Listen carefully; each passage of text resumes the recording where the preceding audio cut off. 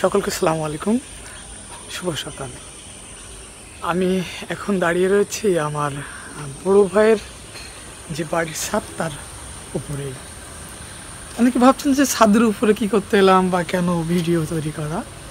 কারণ হচ্ছে আমার পিছনে দেখতে পাচ্ছেন অনেকগুলো ড্রাগন ফলের গাছ, এবং এই ড্রাগন ফল প্রচুর পরিমাণে কিন্তু আমরা প্রতি বছর এই গাছ থেকে খেয়ে থাকি।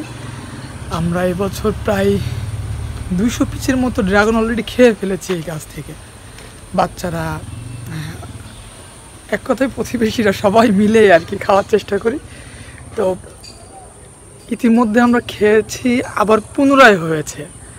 মানে এই ফলটা এত বেশি ফলে আর একেবারে ন্যাচারাল। আমরা কিন্তু এই ফলে সার, কীটনাশক কিছুই দেয় না। হ্যাঁ, ড্রাগন ফল কিন্তু ইতিমধ্যে আবারও হয়েছে এবং পেকেছে। তো বেশ কিছু ফল, এটা কিন্তু কালার আসছে মাত্র, আর এখানে 3টা ফল কিন্তু পেকে গিয়েছে, লাল হয়ে গিয়েছে। তো এই ড্রাগন ফলের একেবারে ন্যাচারাল একটা ফল এবং খেতে কিন্তু বেশ সুস্বাদু, আপনারা জানেন। আর এই গাছগুলো ইতিমধ্যে নিচের দিকে চলে গিয়েছে এবং এটাতে খুব বেশি আসলে সারও দেওয়া লাগে না, পরিচর্যা করা লাগে না। আপনারা চাইলে নিজের বাসাতেও কিন্তু এরকম ড্রাগন ফলের চাষ করতে পারেন। পারিবারিক পুষ্টির চাহিদা তো মিটবেই, পাশাপাশি আপনি বিক্রিও করতে পারবেন। তো এই হচ্ছে ড্রাগন ফল, এটি পেকে লাল হয়ে গিয়েছে।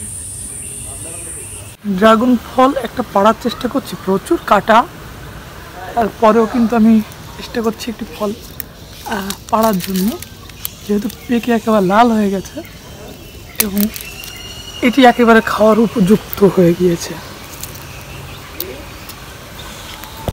লাল টসটসা গাছ পাকা একটা ড্রাগন ফল। আর ইতিমধ্যে আমাদের সোহাগ চলে এসেছে, সোহাগ নিচে অপেক্ষা করছে আমার জন্য। ওই যে সোহাগ আছে, আমরা নিচে এসে বাদ বাকি কথা বলবো।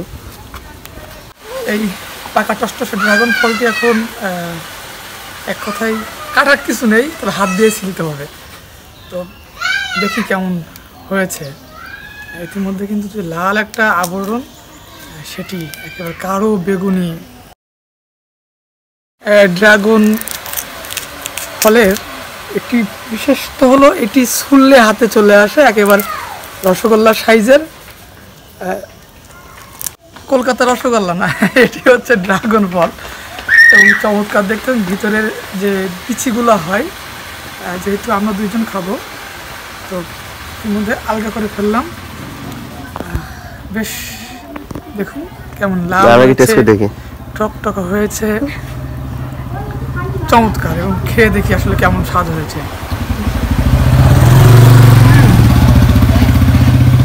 বাজারে যেরকম কিনে খাই তার থেকে অনেক অনেক গুণ বেটার কিন্তু এটি, কারণ গালের ভিতরে বেশ ছোটো ছোটো দানা পড়ছে এবং রসালো একটা ভাব, ঠিক রসগোল্লা যেরকম লাগে ওরকম।